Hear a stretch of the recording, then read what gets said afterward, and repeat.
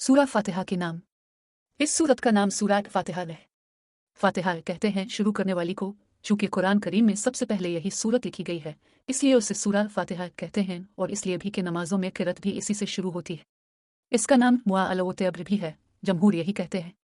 हसन और इब्न सुरीन रहमाउल्लाह अलैहिम इसके कायल नहीं।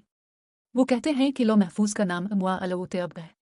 हसन रहमाउल्लाह का कौल है कि मुहकम आयतों को मुआअल-तब्र कहते हैं।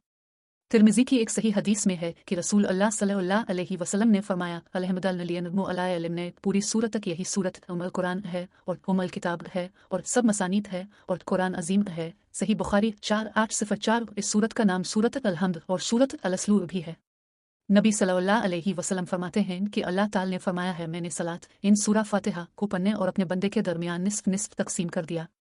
जब बंदा कहता है अल्हम्दुलिल्लाह तो अल्लाह ताला फरमाता है, मेरे बंदे ने मेरी तारीफ की। पूरी हदीस तक। सही मुस्लिम 395।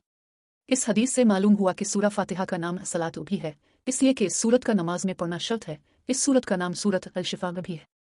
दीरमी में सैयदना अबू सईद रज़ी अल्लाह अन्हु से मरफूआ रवायत है कि सूरत फातिहा हर जहर की शिफा है और उसका नाम सूरत अल-रुक़या भी है। बेकीफ़ी शेब अलीमान 2370। सही बाल-शवाहिद। सैयदना अबू सईद रज़ी अल्लाह अन्हु ने जब संप के काटे हुए शख्स पर इस सूरत को पढ़कर दम किया, वो अच्छा हो गया। तब नबी सल्लल्लाहु अलैहि वसल्लम ने उनसे फरमाया, तुम्हें कैसे मालूम हो गया कि ये रुक़या है? इन पढ़कर फूंकने की सूरत है। सही बुखारी 2276।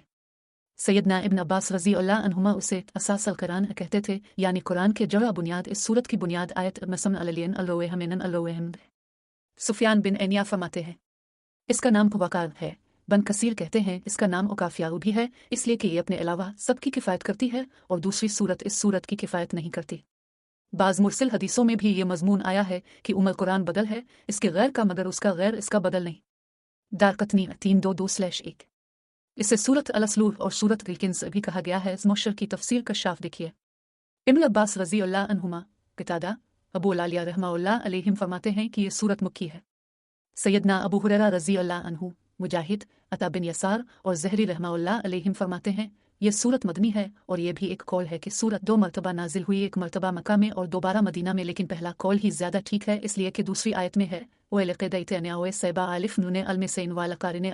15 अल-हजर 87, यानी हमने तुम्हें सब मसानी 7 आयतें दोहराई जाने वाली दी हैं।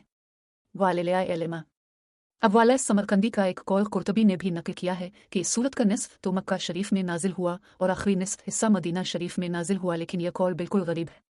इन आयतों की निस्बत इत्तेफाक है कि 7 हैं, लेकिन उमर बिन उबैद ने 8 और हुसैन जाफ ने 6 भी कहा है, और ये दोनों कौल शाज़ हैं।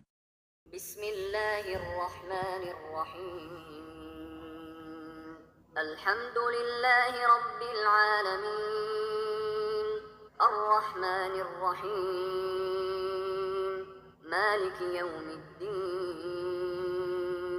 इय्याका नअबुदु व इय्याका नस्तईन इहदिनस सिरातल मुस्तकीम